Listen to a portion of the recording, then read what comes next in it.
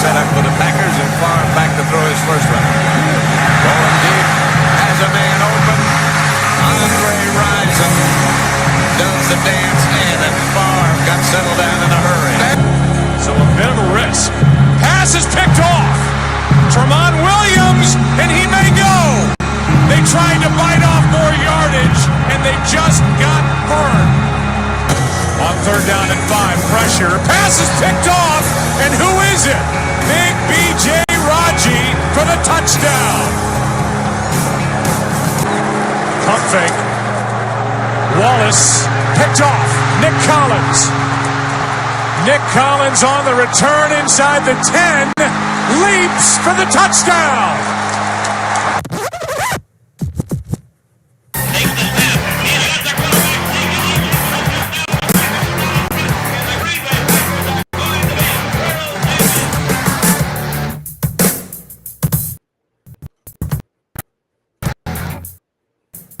All right, welcome into the Packers Total Access post-game show. My name is Clayton Bailey. I'm joined alongside my good buddy here, Jacob from PackerNet Podcast, the fantasy guru, et cetera, et cetera. Jacob, what do you think, man? We come away with a big win here, Packers over the Bears. How do you feel about this win, man? Man, I'm still buzzing, bro. That was just – I needed that. I think we all needed that. I was screaming and hollering. I'm so glad we didn't have to try and do that. I love live streaming with you guys, but it's just I can't express myself the way that I need to when I watch games. There's a lot of cussing, there's a lot of pacing, there's a lot of throwing stuff around and then cheering. And man, I'm happy, man. I'm grinning ear to ear. So excited. It's funny you say that because I'm looking at the screen right now, and Aaron Rodgers and Aaron Jones just did a post-game interview, and both of them grinning ear to ear, which is absolutely awesome. It's just a good bounce-back game, man. And like we said, we kind of seen Minnesota coming into the season most likely to be a loss. And then you've seen this Bears game immediately following, like, okay, that's a great, great rebound game right there. So everything kind of turned out as we expected. The Packers come away with a 27-10 victory. And Jacob, I think now's the time. Let's go ahead and do this. It's a victory, so let's roll out the barrel real quick. What do you think? I like it's time.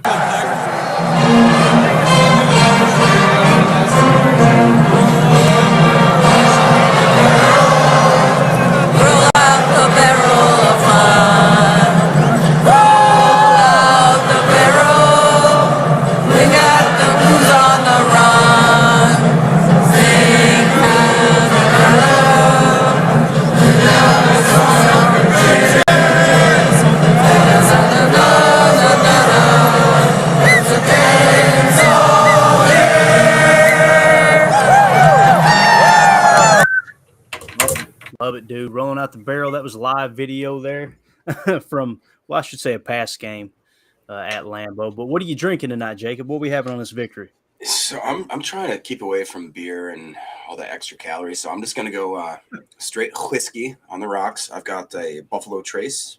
It's just kind of my go-to, either that or Jameson. But man, trying to stay sharp. So I usually don't have any cocktails until late in the third kind of stuff. But man, it was a little tempting. That was just such a fun game to watch, man. So many different little components. Watkins, we'll get into it, but man, it felt good. No, it was great, man. I think everybody stepped up pretty well. There was a couple gaffes here and there, but I'm actually having a Depot Street. It's brewed right here in Jonesboro, Tennessee, the oldest town in the state of Tennessee.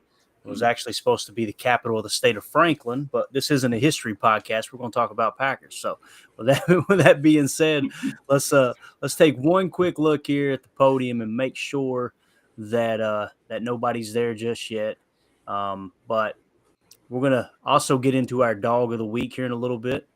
But I got mine. I don't know. We didn't talk about it. Do you know who yours is? I mean, let's not be, I guess we'll see if we're on the same page or not, but I got mine. Absolutely. We'll go through the game here. We'll go through some notes, and we also may have a guest on tonight as well, guys. Packer owner Bobby is right there live at Lambeau, so we're going to see if he can hop on with us as well. But just let's start right here in the first quarter, man. When the game kind of cranked up, the thing I noticed was Rodgers wanted to get Sammy Watkins involved pretty early, right? And Yeah. they did lean on the run quite a bit in that first drive, and I loved how they leaned on the run and then would hammer those RPO slants right there on the backside and just kind of keep those linebackers on their heels there in the Mhm. first quarter. And then, of course, it got a little bit closer as the game went on, but that first drive really kind of set the tone for me. It was like, okay, I think they're going to stay with the run tonight. A couple times they got away from it, but Yeah. in the Clayton, first quarter, what stood out to you early? well, I was going to say, can we pump the brakes real quick? Let's just set this up. So it's the 205th matchup between the Bears and the Packers. I feel like that's something we should highlight real quick. And then we look at the way that the offensive line started. Jenkins, obviously, we got back right tackle. And then we also we left Yash at left tackle.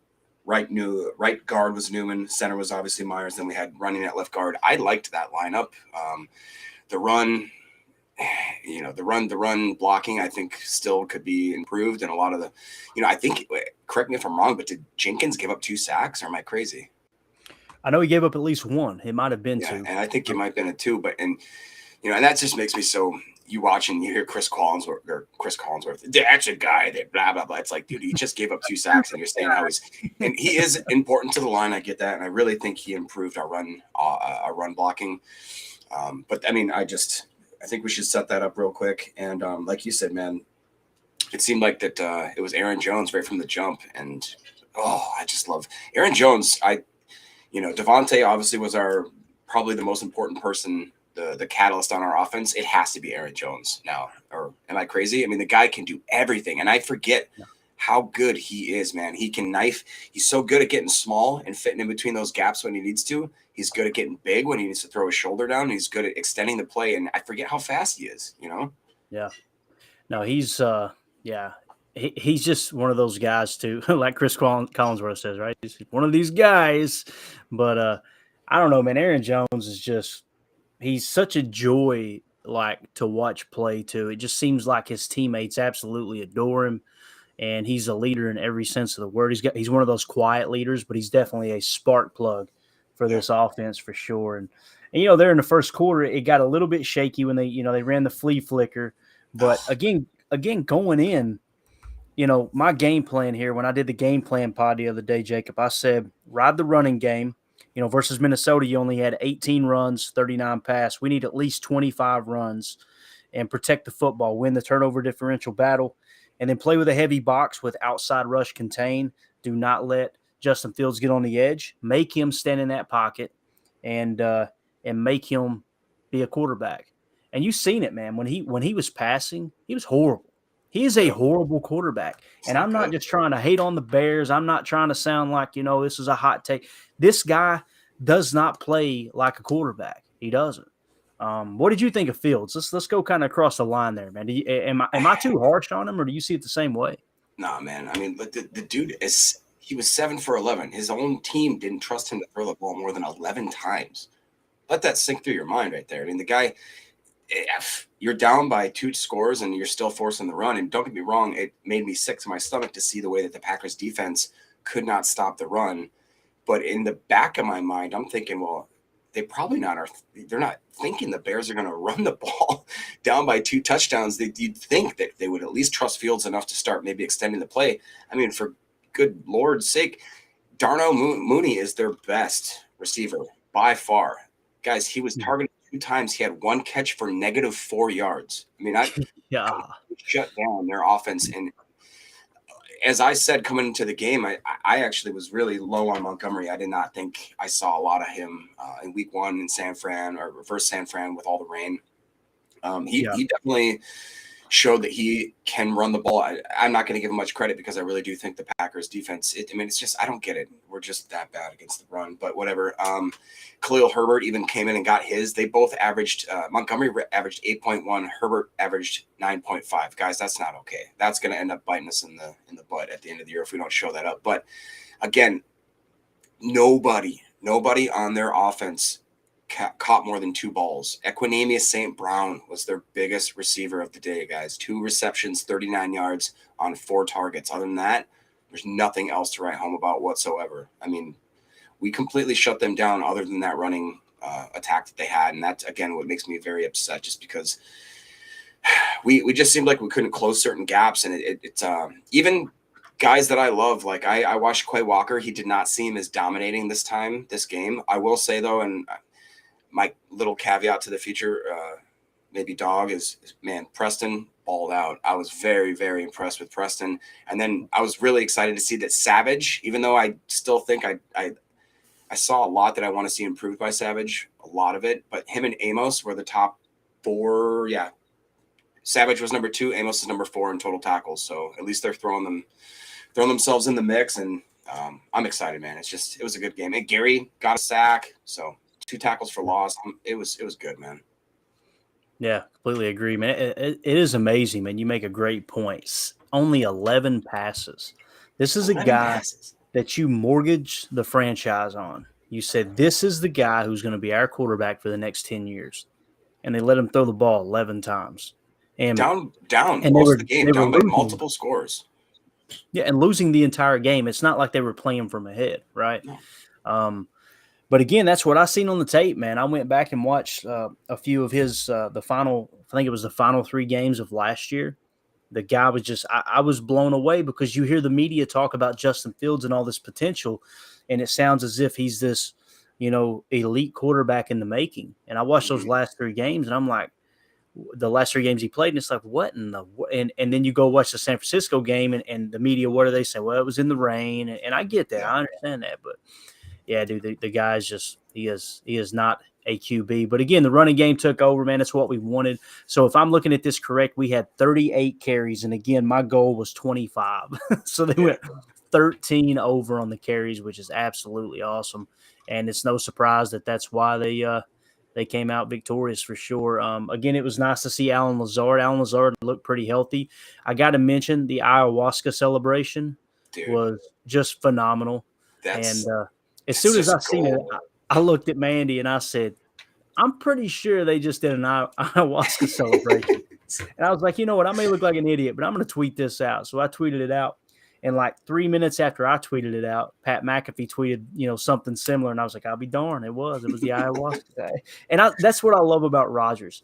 And for everyone who tries to make it sound as if his teammates hate him, they look like they were having a lot of fun, and that had been rehearsed quite a bit. So, just saying. Quay flashed to me again, Jacob. I think we got us one, man. Quay was all over the ball.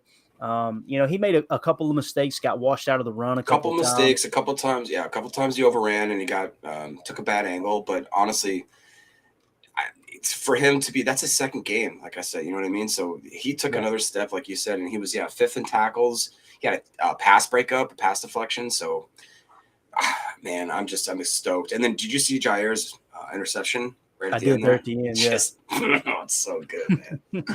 Yeah, you couldn't ask for a better way to end it. That's for sure. No. And the other thing there, I think it was in the I can't remember if it was in the second quarter or not, but it was early in the game. Watson had the end around for 9 yards, and then Aaron Jones had a nice little inside zone run, and then it was two plays after. Actually, there was a play in between that Watson end around. The pre-snap motion with Watson doing the same end-around motion set up a play action to the halfback, and that's when he hit Sammy Watkins over the middle for a nice little game. Just everything was marrying so well together as far as the run and the pass. But we're going to go right quick. We got us a guest on the line here, and let's hope there he is. He's got good connection. Bobby, live from Lambeau Field. How you doing, brother? Hey, what's going on, man? Doing good. Just got out. Good. Was it hopping? Yeah, it was a good game out there, man. Absolutely. Yeah. So what stood out to you tonight, man, live from Lambeau, dude? What was the crowd like? But then on top of that, just from the game standpoint, what do you think the Packers did so well? Man, we were just able to move the ball more. We stuck to the run. We got away from that the first game. Didn't give the running backs a lot of touches. But we made sure we ride Aaron Jones and A.J. Dillon. We rode them a lot during the game, and it paid off, as you can see. Absolutely. Yeah, I think we got 38 carries was the total carries, man. Absolutely Yeah, that was a awesome. lot more than the first game. That's what we need to do. We had to run the ball. We did one deep throw to Sammy Watkins. I can't remember how many yards that was, but that was huge. Yep. Bobby, Nice little what was shot the play. what was the crowd like? It seemed like that they were a lot louder this game. Am I crazy or is that Oh true? yeah. The crowd, like my ears were ringing. Yeah. I was 8 rows up from the Packers bench, and it's just, hey, how you doing? Go Pack. And it's just my ears was ringing, man. I was getting goosebumps. It's crazy. Like, it was awesome. It Heck was yeah, dude. amazing energy out there today. Awesome. Good stuff, man. We appreciate you taking a few minutes, man, and dropping in here with us. Looks like you're heading out of the joint there.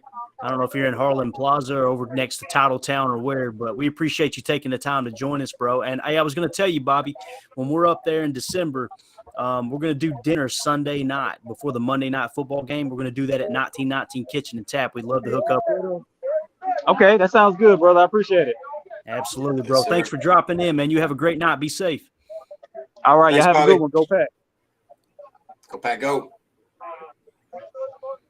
Love that guy. So, yeah, dude, that you could hear it on vision too, man. The crowd was hopping, and of course we had, we always we have LaFleur trying to pump the crowd up, which you love to see. I know people get upset and they're like, man, we have to pump the crowd up, but I don't know, dude. That gets me fired up that the coach is that engaged with the fans.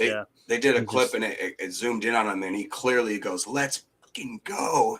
And then, Matt LaFleur whipping his towel, and then, oh man, it's funny.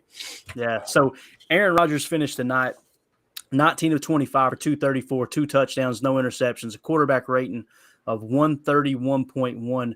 I think we're going to see, more and more of this, Jacob, that as Rodgers gets older, it's going to be more of a game manager, and that's what we needed tonight, I feel like. So what did you think of Rodgers' performance, man? Did you think he played pretty well?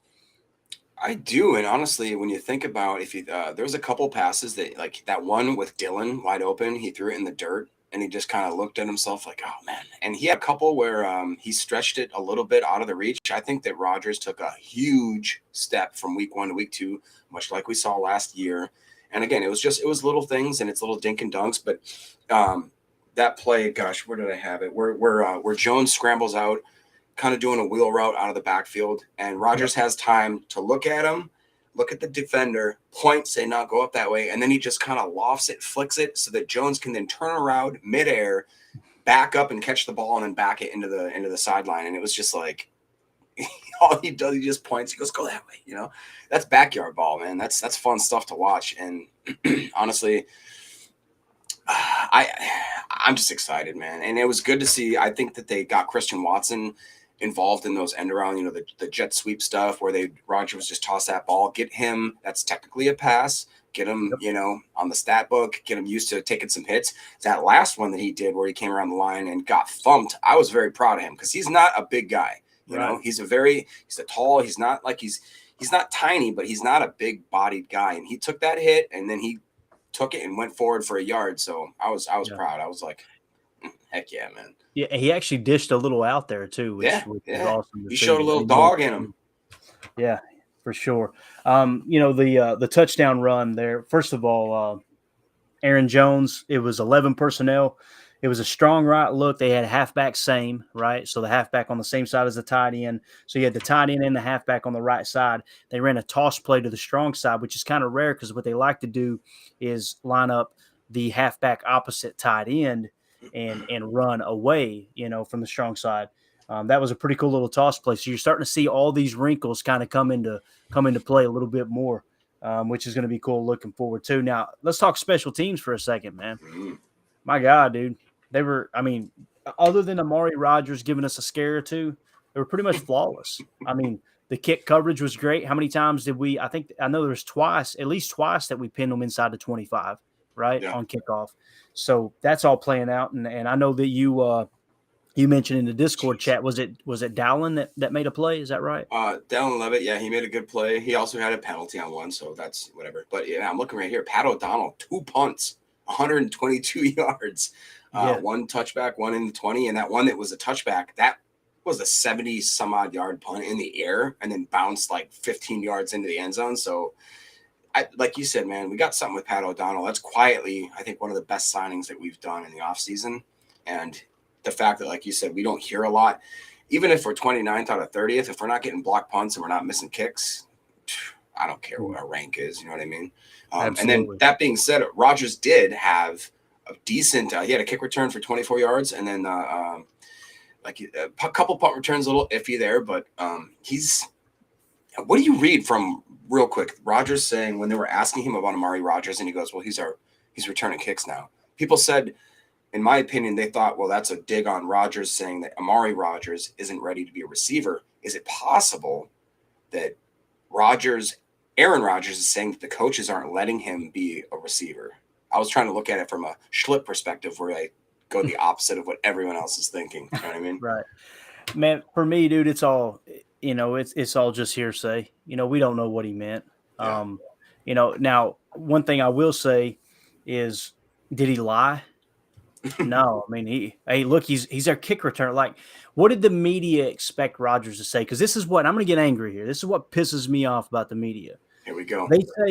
They say that players are so cliche and they won't give you an answer and they just use the same old cliches, right? And then when they do give you an honest answer, they either get mad or go, "Oh my gosh, what did he mean by that?" Like they asked him, Amari Rodgers not being, I can't remember the question exactly, but he's returning kicks. Next question. Like, I don't see a problem with it, but I'm very kind of cut and dry like that. I don't think there's much to read into there. I think what it says, though, is we've got a lot deeper receiving core than we thought we had, coming into the season. And that's exciting. So let's do this. Let's go to the podium real quick. We got Aaron Jones. Yeah. Let's see what he's got to say. What's it like out there when you're just running in these holes or something like that? The holes look massive at that point. It's like you kind of, on some runs, you have a two-way go. You can hit it outside or you can cut it back inside. And when you have those choices in those lanes and that kind of space, it's a good day, especially as a running back. What is he in your touchdown catch with AJ out front? Man, AJ does it all. He catches the ball, he can block, and he was blocking their starting middle linebacker Roquan on that, and he sprung me into the touchdown. So, that shows a lot. AJ cares about me, and I care about him, and we'll lay it all out for each other. Aaron, it's not like you haven't been an important piece around here for a long time, but it really has been the other Aaron that's kind of made things go in the passing game. How do you and AJ, I don't know how much you talk about it, but how do you guys feel about the idea that this may be your recipe offensively for a while here? How do you guys feel about that? We haven't really talked about it, but it's fine with us. We have no problem with it. But the thing we have talked about is just being a spark. When you run somebody over, you break a long run, you can see the energy from the sideline. And last week, when I broke my little long run, you can see the sideline get energized. And so we know we can be a spark plug. So that's some of the things that we've talked about, though.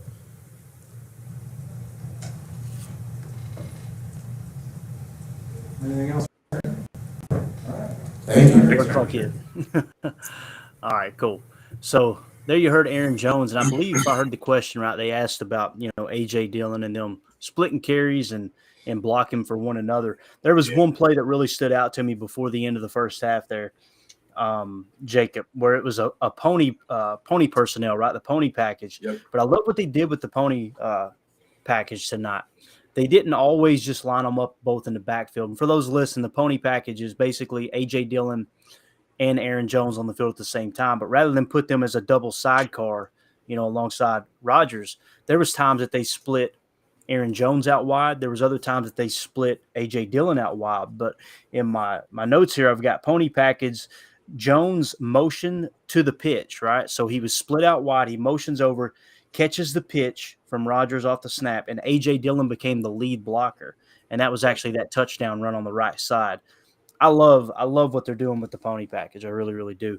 And I love the fact that not only is it somewhat unpredictable to run the pony, it's also how they're using it. If you'd have told me going into the game that they're going to have AJ Dillon split out wide while Aaron Jones is in the sidecar, I'd have been like, I don't know, man. That's probably stretching it a bit. But they did. They broke out all the stops. But A.J. Dillon had a pretty solid night too. I know nowhere near Aaron Jones is what we're showing here, 8.8 yards per carry. I don't know if that's completely accurate. 15 carries for 132 yards, but A.J. Dillon, 18 carries, 61 yards. And I know that's less than 4 yards a carry, but the thing about A.J. Dillon when he runs the ball, especially late in the game, Jacob, it's like those old prize fights, right, man? You get a boxer that just starts leaning on his opponent and leaning on him and leaning on him. I mean, you really situational rushes like those. That stat line maybe isn't impressive, but the situations where he did get that yard that we needed. I don't care if we need 1 yard. He gets us 1 yard and 1 inch, and that's all we need. So that's what he does, and that's what he's there to do. And like you said, man, that doing that double backfield thing, that's dangerous. And I think I saw a graphic at one point that it showed that we had 11 plays with both of them on the field at the same time, compared to last week where I think it was only 2 or something like that. So obviously, LaFleur, in that press conference after the game, when he was flabbergasted that he didn't himself call more plays for Jones, you know what I mean? Like I knew that this was what was going to happen going into this game. And real quick, one thing, as I wrote it in my notes as Jones was speaking there about Roquan, man, you talk about, so if you look at the stat sheet, this is where everybody thinks Roquan's so great. Roquan, oh gosh, he's the best. He's so fast, blah, blah, blah. He had 11 tackles, 5 solo. He also missed like 4. He had like 3 or 4 different plays where he overran stuff. He got burned a couple times. He got blocked out of multiple plays. He got stuffed on that 4th and short. I mean, I saw many times where Roquan, again, situationally lost the game for the Bears, but he shows up on the stat line. So great. Show up on the stat line every game, and then, get graded a 28 on PFF. And then have everybody vote you into the Pro Bowl. I don't care, man. That's cool. But everybody knows, and at the end of the day, that you suck, bro. That's a fact, dude. That's a fact. I'll take the dub. You can have the tackles. Enjoy the stat column. Have fun in Honolulu in the Pro Bowl. That's great. Exactly. There was one time that I did see Aaron Jones take the corner on Roquan and just beat him in the corner. And I was like, okay, so his strength is supposed to be his quickness, his lateral movement. Yeah. And Aaron Jones, I mean, just ate his lunch. So love it. Another thing that stood out to me was Eric Stokes. There were several times that I seen him kind of come into the picture early in the game. I think it was a 3rd and long, just him. They ran a slant pattern. We're trying to get the yak yards to pick up the first, and Eric came in and just laid the boom. Yeah. I thought Eric Stokes had a great rebound game tonight for sure. If you remember, there was also that only long play that they tried for Mooney. Mooney was doing a long stretch play. Stokes was with them 100%, stride for stride. And it was towards the end of the game there, and it was when they really were trying something. And even Chris Collinsworth, which, again, here's a guy that blah, blah, blah, he runs up our town. It's just, God, I hate him. But anyways, Stokes is running, man. He was running foot for foot with them, and that's really, really great to see. Like I said, to see Amos, to see Savage. Again, I saw a lot from Savage that I did not like today. Some of the runs where they broke into the secondary, and he was turning himself around. He looked like he didn't know which way to run. I don't like that about him. But Amos and Savage, they were in the top 4 for tackles, and I really liked what we saw out of our secondary.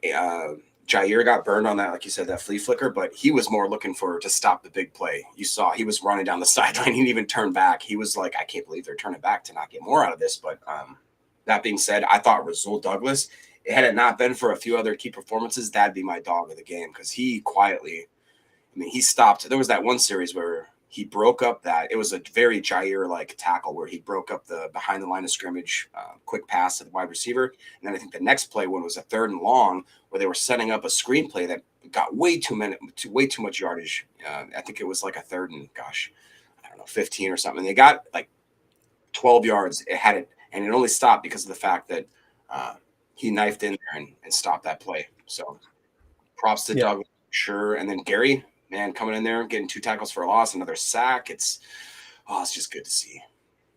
Yeah, absolutely, man. Cool. We got a couple of chat comments here I've been neglecting. First of all, B Rambo says, just chimed in here, said, hey, Clayton, go Pack go, said Jacob with all exclamations there. So good stuff. We have Rambo.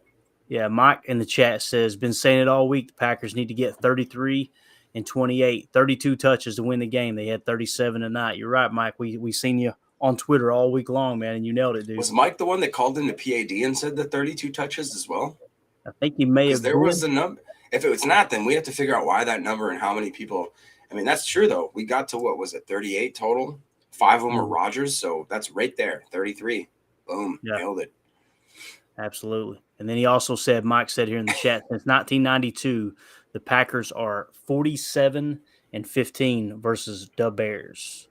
Love it, love it, love it. So, yeah, good stuff, man. Let's check back on the podium here real quick. As far as my notes, one thing I do have, nobody's at the podium at the moment.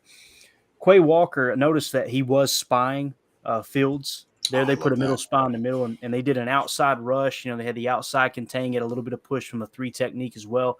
And then you could see Fields kind of step up a touch, and you look up, and when they showed the replay from behind Quay the was offense, doing this. Quay was just like, I dare you to do it, boy. I don't know if you listen. I think I even said it on your podcast. I definitely said it on mine a couple times that's what I want. I want them to let Devondre do his thing and just kind of, float around. But then I want Quay literally spying Fields and just daring him to run. And I said, just please show me that. And when I saw it, I literally jumped up out of my chair and I was like, yeah, there it is. Yeah. And, I don't think Rashawn Gary had like his best game. I think he played solid, but there in the third quarter, there was one play where Fields broke contain. And I'm like, oh, crap, here we go. But it was the very next play.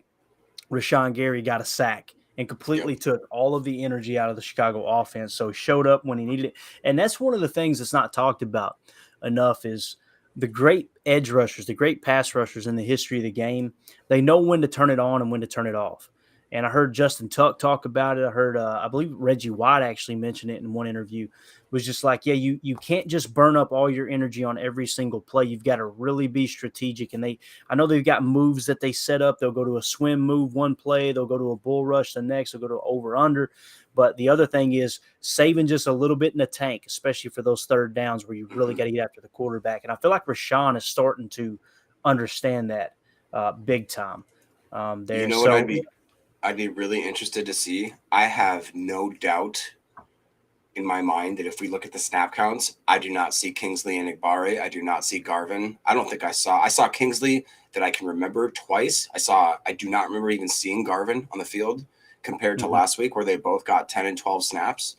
So I said last week, I wonder if this is a conditioning issue or if this is something where they're trying to game plan. And I don't know if maybe after that week they said, no, we got to have our guys on the field as much as until they are ready to go off the field. We should not just be preemptively keeping them fresh.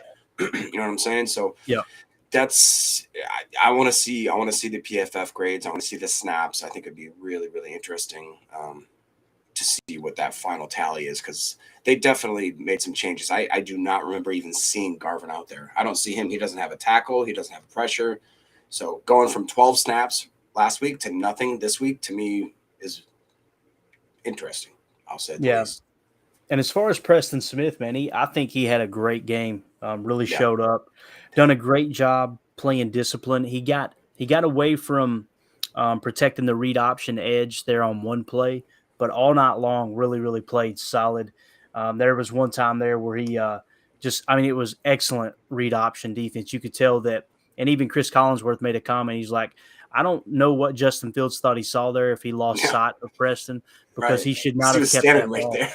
Yeah, Preston was just waiting to eat his lunch for sure. And then obviously with the sacks as well, had a great game there. So, again, Stokes kept popping up. That one-on-one play that you talked about there against Mooney ran stride for stride with him. The run defense started to deteriorate there late in the second half. And I think that had a lot to do with the game plan change, Jacob. I don't think it was necessarily the players as much as it was, okay, look, they're down 2 scores now. They're down 2 touchdowns. Let's really start to play the pass here. Let's let them have a little bit of the run. And that's the thing, man. I'm not saying I agree with it, but what I've learned studying everybody across the entire National Football League and hearing the Greg Cosell talk about it is that teams are just willing to give up the run now. Their top priority is stopping the pass, and absolutely drives me insane when I'm watching a game. But at the same time, when you look at the great teams in the league, they're doing the same thing, man. They're kind of bending, but don't break, don't give up the big play, and allowing teams to have a little bit of a run. But what do you think of the run defense, man? Is it I, something that it's a problem, right? it's driving me nuts. I have it here in all caps 3 different times throughout my notes, which I do what Clayton does here, where I do the front and back. I have it in caps 3 or 4 times. Run defense is poo, I'll say nicely. Underlined and underscored. And I put, again, I said, I do not trust Barry's ability to adjust. And when I said that, I underlined it and I was like, 2 games in a row, the guy sees what we're getting slashed at and he doesn't adjust. But then if I'm playing devil's advocate against myself, okay, so like you said, maybe we're willing to give up the run. Maybe we're saying, okay, beat us, Fields. And clearly they did not trust him to do that. He had 11 passes, guys. So I'm sitting here yelling at myself, yelling at the Barry, but at the end of the day, he was right. I was wrong. I'm an idiot. I'm yelling at the TV. I don't get paid millions of dollars to do football things. You know what I mean? So I'm sitting here and at the end, I sit and I look and I go, okay, yeah, I guess that makes sense. So I feel like every Packer fan that's screaming at the TV needs to maybe stop. In the moment, you feel like you're so correct. You feel like you're so right. And then you stop and you look at the box score. You look at the patterns. You look at all the press game, post-game interviews, and you realize, okay, I understand why they made that decision to do this and to not do that. So Yeah. I'm getting humbled as I get more and more. Having podcasts with you, man, is great because you really help me with the X's and O's, the analytical stuff, the terminology. And when you really dive into it, it becomes a lot more simple, but it also becomes more complicated, which is, I know, kind of an oxymoron, but it's like, it's just fun, man. And I'm thinking that a lot of these especially the rookie receivers, a lot of the young guys that we're expecting to produce and play, I think we saw a big jump from week 1 to week 2. And that's the biggest thing I saw. I saw Christian Watson have a lot more confidence. I saw Dobbs. Remember when he had that 20-yard run on like that third down where wide receiver screen? They did another one, I think, later in the game. He looked confident. He looked like he was ready to play, man, and I'm excited. So yeah, the wide receiver screen, what I noticed, first of all, you could see the hat count. The ball goes out there, and it's okay, we might have something. And as soon as he took his first 3 steps, I literally said out loud, "Who the is that?" Because he had so much burst. And then when he got tackled and spun around, I seen the 87. I was like, oh my God, Dobbs is so much quicker than the scouting report said. Yeah, 100%, man. Got a ton of game speed. Another person that stood out to me there late in the game, it was early in the 4th quarter. Dean Lowry completely blew up a run, and he didn't get the tackle. But he took bodies with him, and before Montgomery knew what was going on, there was multiple people getting pushed back. It was a wide run to the left, so Dean Lowry getting out of that 3 tech. It was either a 3 or a 4 technique, and pushing those offensive linemen back into the backfield. I thought that was really cool. Dean Lowry was our 3rd overall tackler with 5 total, 4 solo. The last 2 years, man, he's just been quietly, consistently good. He reminds me of like a Aaron Campman, or you know what I mean, just a guy that quietly does his job. People say like, should we get rid of the guy, or but it's right. And it being a free agent year too, he's probably not going to be back with the Packers, and he's going to earn a check. He is, and good for him, man, because like you said, he's coming off the best year of his career for sure. That goal line stand there, man, in the 4th quarter was absolutely huge. And that was probably a touchdown.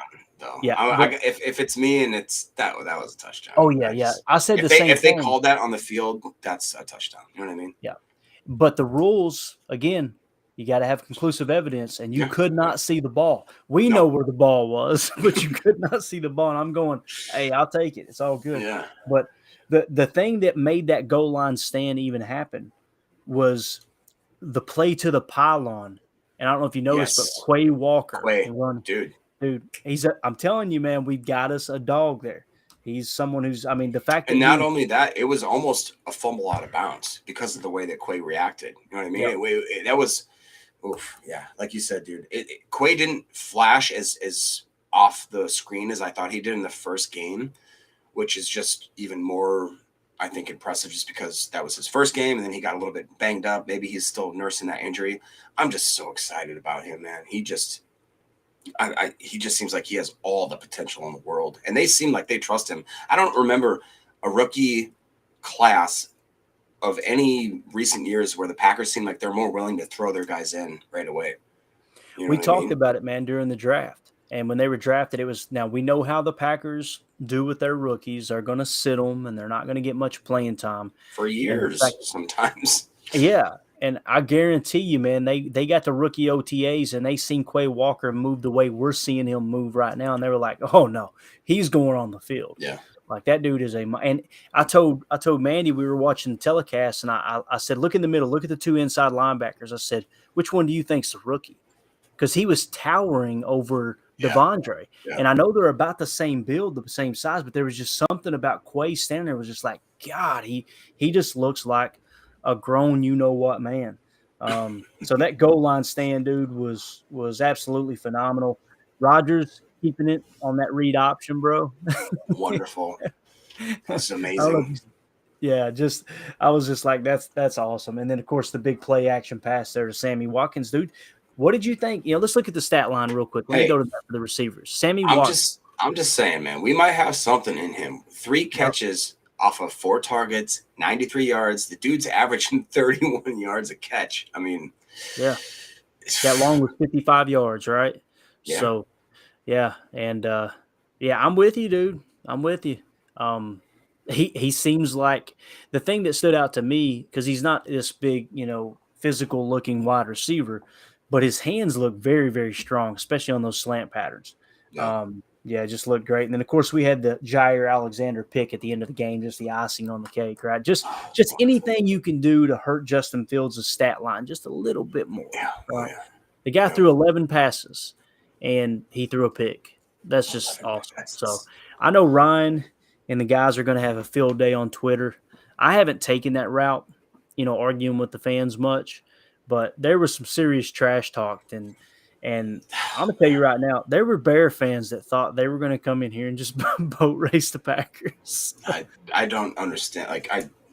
You barely, and because I think it was because of the fact that, well, we beat the 49ers, and that sounds so glitz and glamorous, but the 49ers with Trey Lance is not the 49ers, okay? We saw as soon as he goes out, Garoppolo comes in, and they're the 49ers again. All you need is the 49ers are a team that has a great defense. They can run the ball very well, and they need a quarterback to basically just manage the game. Trey Lance was a complete off the rails, didn't quite know what to expect from him, couldn't count on him. He's not consistent, and you had 5 inches of rain, okay? So that's why the game went that way. That's literally all that happened. And then you come in here into Green Bay, and you think that with nah, man, it's just not going to work that way. And I think the Bears fans are going to get humbled real quickly. And the fact that I think, again, that I don't know, man. I love Rodgers. Rodgers seemed like he had a little more. What am I trying to say? He didn't show the poutiness. I think that he had more wherewithal about himself, thinking I need to carry myself a little more. I have to keep positive. Even when things aren't going my way, I need to force a smile. I work in the service industry. You know how many times during the day I force a smile while I'm talking to a Karen that hates my life and hates me and everything. I just smile through it. You're so right. Everything you said is perfect. Yeah, great point. You got nice hair too. You have the best haircut I've ever seen. We got 12 at the podium. Let's go see what 12 has to say here. Speaking of hair. Great day. Yeah, exactly. Day. So those are fun guys to play with. They truly enjoy each other, pull for each other. Very different styles, but I applaud their growth over the years. If you think about them when they came in, both of them, I felt like Aaron was a little heavy, when he first came in, and was nowhere near as elusive as he is body now. shaming, bro. And he always had good hands. I remember a catch against Dallas. He basically caught off the turf. I threw him a terrible one.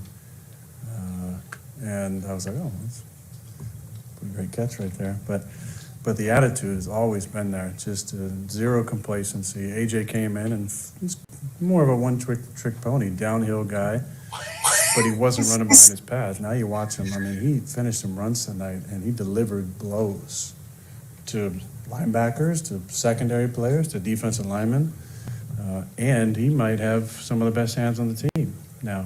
You watch him in like the pat and go lines, and It's impressive. So I give both those guys credit. They are examples of what it means to be a pro, and especially here, the ascension year after year, and then just the art of being a good teammate. Aaron, were you part of the planning of that ayahuasca celebration, and would you think that? There it is. I'm not sure what you're talking about. And I was not a part of any of the planning of celebrations. They leave me out because when it comes to one-trick ponies, I am kind of a one-trick pony. Aaron, what's the energy like on the sideline when the defense gets that goal line stop, and then what's your mentality when you're going out there and the ball's inside the one? Don't fumble the snap. Yeah, I mean, it felt like that was game when that happened. 6 minutes left. 8 minutes left. But doing the math, we get a first down there, then there's 6 minutes. Get a second first down, then there's 4 minutes.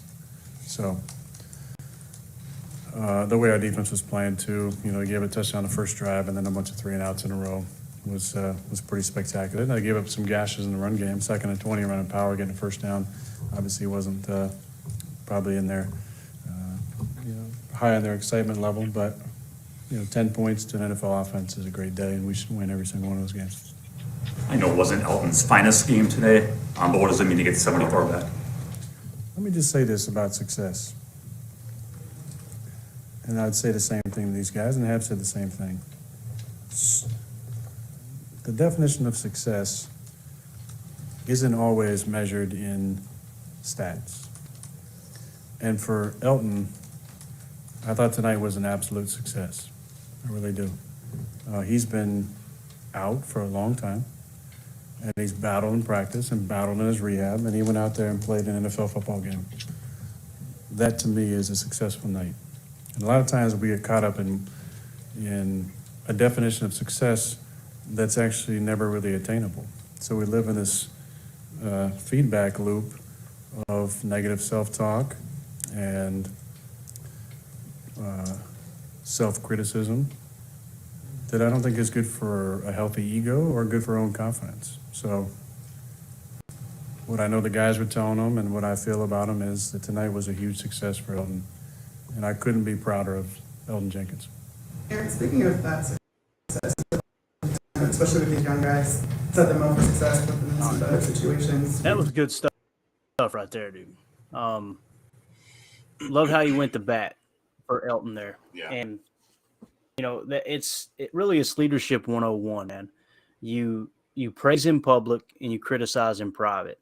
And I love the fact that Aaron Jones is, I know he's the Green Bay Packers player of the game, according to Packers.com, had a monster game, and Aaron body shamed him. And then you got the guy that, we open up the show going, yeah, man, he seemed to struggle a little bit. Elton, I think he gave up at least 1, maybe 2 sacks. And that's the guy that Aaron's praising because he kind of put it on the line.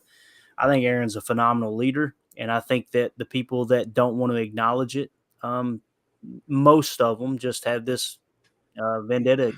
I don't know, man. But that's good stuff from 12. Let's do this, man. We're kind of winding down here. We're at the 48-minute mark. Going through the stats just a little bit more here. Let's see.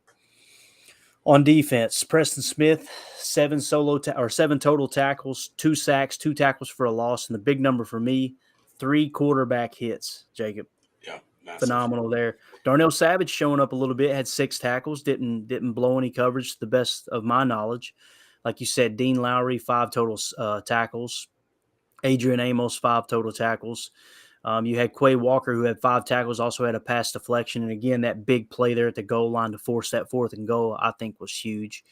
And you're kind of seeing Quay jump over Devondre Campbell a little bit. Are you noticing that, man? Does it seem like that Quay is kind of flashing a little bit more than Campbell? Or do you think their roles have changed? Maybe Campbell's playing a little more jack back or, occupying blocks, things like that in the running game. What do you think? I think they're making Campbell do the dirty work and just kind of freeing up Quay because he's such an athletic freak that it's like, why not? It's such, I can't remember the last time I can think about having 2 Packers linebackers that you just like don't care about. Whoever's back there, fine, cool. I don't care whether it's against the pass or against the run, or whether it's spying a quick running quarterback. I'm just excited as all get out that we have those guys. And then, do you want to do our dogs of the week? I feel like we should get that. Let's do that. Let's I've already kind of anticlimactic. Mine's got to be Preston. I mean, it's got to be the guy, just like you said. I got you. Let's do it. Let's hit it real quick. Let's get to our dog of the week.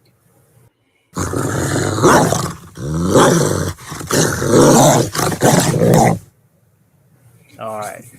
Sound like me, man, when that stuffed crust pizza box got open today. Better stay away from that stuffed crust, man. That's mine. All right, dog of the week. Jacob, who is your dog of the week? You say Preston, is that right?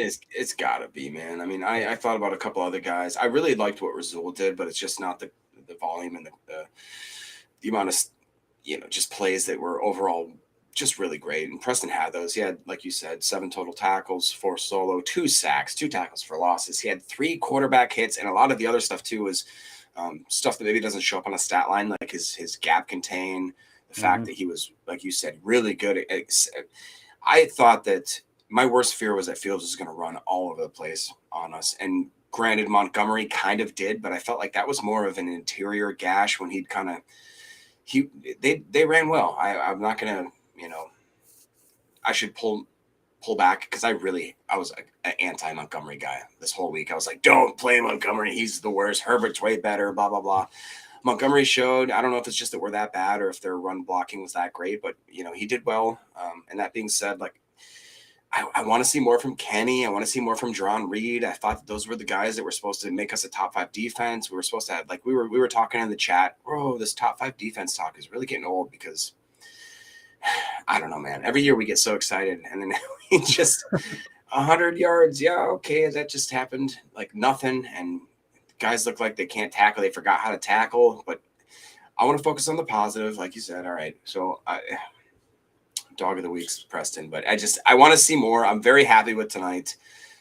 I just, I'm more of a perfectionist. I want to fix the stuff that we need to fix before we start getting really too ahead of ourselves. We don't want to be Bears fans, guys. We don't want to be celebrating, being the tallest midget out there. I shouldn't have said that, but it's basically, that's what it is, man. It's celebrating while you're on the 3rd place podium. You've seen that meme where the guy's biting the metal and he's popping champagne, and then you pan out and there's 2 other people that are on like the 1st and the 2nd place platform.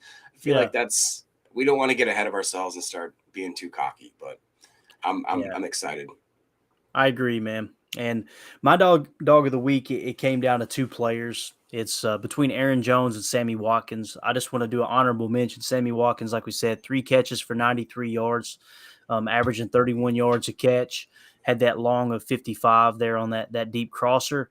He was only targeted 4 times, had 3 catches, and I don't remember it being a drop either. That other one is probably just broken up. But I got to give it to Aaron Jones, and I know it's kind of boring because last week he won one of our dog of the week. But man, you've got to I believe it was last. No, it was the week before.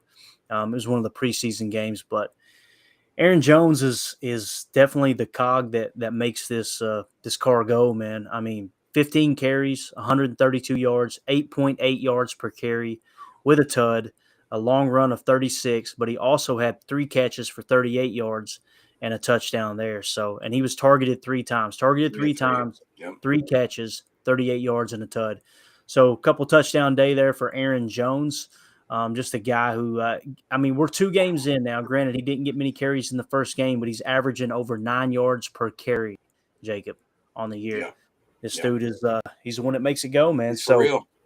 Yeah. Huge victory here for the Packers, 27-10. Obviously, the point spread fluctuated between 9.5 to 10.5 points. So definitely smoked that point spread, which is awesome. And again, anytime you get an NFL win, dude, a win is a win, right? And we got to get ready for Tampa Bay. So we got Tampa next week. It's going to be a 3:25 Central, 4:25 Eastern kickoff live from Tampa Bay. I know when we talked to Krista, Christian Watkins' mom, she said that, or Watson's mom, she said that she was going to be down there. They're originally from Tampa, so she said she was expecting something crazy, like 500 people to have tickets down there. We should try to see if she can live stream. Yeah. So here's the thing, man. We need to go into Tampa and we need to compete. This is another one of those games, Jacob, that I had as a loss, right? I had Minnesota as a loss and I had Tampa as a loss. Now, when I went back and reevaluated later, I ended up saying I ended up picking Tampa. Originally, I picked it to be a win and then picked it a loss, as I think how it came into play, but they are banged up. They went down there and slayed that giant that is the Saints today that Brady has struggled against their defensive to be coordinator. honest though, they did not look great, and Brady has not been impressive. The guy's 47 years old or something. You know what I mean? Like he's going to start falling. Like the law of nature has to take effect at some point. The voodoo can only last so long, you know. Yeah, and the special teams are buttoned up. Special teams aren't going to bail them out this time, right? So I think the thing that's going to come into play is the run defense, but it's how much will Brady lean on the run, and how healthy is Fournette, because he was a little banged up last week, but we Real shall quick, see again. Yeah, go ahead. Clayton, can I you mentioned Krista Watson. Her birthday is tomorrow, is that correct? That is correct. We Does actually she share a birthday with some sort of redneck fellow that I know? Yeah, that's me, man. That's me. I Oh, turned the big 4-0 tomorrow. are you So serious? That's what it yeah, is?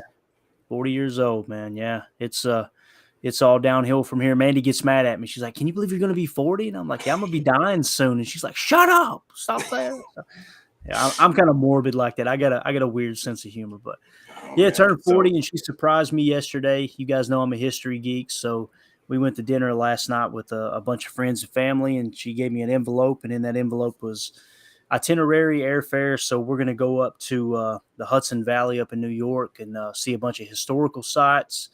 Going up there in a couple weeks. So you guys are going to have the absolute honor of having Jacob host the post game show, right? Might have a couple goons come in with him, but I'm going to try to call in from the hotel as well. And I know you're going to rock it out of the park too. But yeah, I appreciate you bringing up the fact that I'm 1 year older, man. I appreciate that, definitely. One more year around the sun, right? Well, like you said, happy birthday, man. I didn't know that because you honestly look younger than I do. I have way more gray hair than you do, which is just not fair in any way. But one other thing I really want to touch on real quick. One of the goons that might be hosting with me is going to be one of my co-hosts, either probably Justin and Tony. Tony, who, like I said, he co-hosts the Fantasy Football Podcast, the Packernet Fantasy Podcast on the network here. Today, he decided that he was going to just throw his hat in the ring with a DraftKings tournament. Out of 1,400 applicants, he placed first today, won $6,000, playing some of the most ridiculous players you'd ever seen in a lineup. The guy had Marcus Mariota in his lineup. He had some guy named Greg Dolch. I'm going to be honest with you. I have no idea who this guy is. He's a backup from I don't even know what team he's on. It's that ridiculous. The guy signed 2 backups and then had Cooper Kupp and a couple. I'm telling you guys, tune into our podcast. We're not floating you. This guy really does know what he's talking about. Paul knows what he's talking about. Justin's really knowledgeable, and at least I can talk well. So we'll help you out, you know. So if you want to lay some bets, stay tuned. But anyways, I just had to plug that because the guy, like I said, horseshoe up his rectum for the rest of his life. He just wins money like this all the time. Love it, man. Congratulations, Tony. That's a big win there, dude. Good stuff, man. And yeah, so we're going to get out of here, guys. Thank you so much for hanging out with us. I'm sure you're probably listening to this in podcast form on Monday morning. If so, we're actually going to make it go live here in just a second, just a little bit after midnight Eastern time. And yeah, you guys have a great Monday. Enjoy it. Enjoy a victory Monday. Try not to go into work too hungover, right? Jacob, put the whiskey down, put the bourbon down, and get into work tomorrow. Are you off tomorrow, Jacob? I'm off tomorrow, man. We got to record our Chalk Talk tomorrow, don't we? We probably will go ahead and do Chalk Talk. So we got a couple good options, right? Yeah. Send me your favorite. We might choose. And guys, I really want to try and use this website we found where we can splice in the all 22 or the clips of the Chalk Talk, whatever play we're going to do. And then also we found this website where we can do X's and O's in live real time, where we can actually draw the play out, show where the guards and the tackles are going to be, pursuing, show the motion, show the routes, all that kind of stuff. It's going to be really, really more interactive. So if you can see it on video form, it's all the better. But if you have to listen on podcast, it'll be more descriptive even. So I think it'll be the best of both worlds. Absolutely. Yeah. When we do that, the podcast form will hit obviously on Tuesday, but when we go live, you'll get a notification on both Twitter and YouTube. And yeah, so I do want to mention this as we sign off. Today's show is actually brought to you by pristineauction.com. Really, really excited to be partnered with them. You guys definitely need to go check out their website. They've got awesome, awesome gear there. Get anything from, I don't know if you can see here in the background, but this picture right here I just picked up, that's Willie Davis autograph picture. Pretty cool. I So got what a you got couple for pristine auction. I got Lynn Dickey, Josiah DeGuara. I got a Robert Tonyan signed helmet, El Lazard signed helmet, David Robinson signed jersey. I got it all, man. We got it. Good stuff, dude. Yeah. So they, obviously Pristine's the most trusted sports memorabilia auction site with an A+ Better Business Bureau rating. Actually, if you're hearing my voice, you got a chance to win the Jordy Nelson Mini Vince Lombardi Award. They're going to be drawing that tomorrow. So you may have time if you haven't already. Just got to go over to pristineauction.com, click register on the top of the page. When you register, use our registration code FAVRE, FAVRE, and that'll enter you into the contest. And as a bonus, they're going to give you $10 off your first winning auction. Just know that every item on pristineauction.com comes with a certificate of authenticity from the industry's most reputable authenticators. And like I said, that drawing is going to be held tomorrow on September 19th, the big birthday day. So with that being said, Jacob, dude, as always, man, thank you so much for hanging out, dude. Really appreciate your time. Big win. Congratulations. And we will see you all on the trail. Like I said, this podcast should hit on Monday. Y'all have a great, great work day and talk a little trash to some Bears fans along the way. But as always, let's go out and be the change that we want to see in the world. Go Pack Go.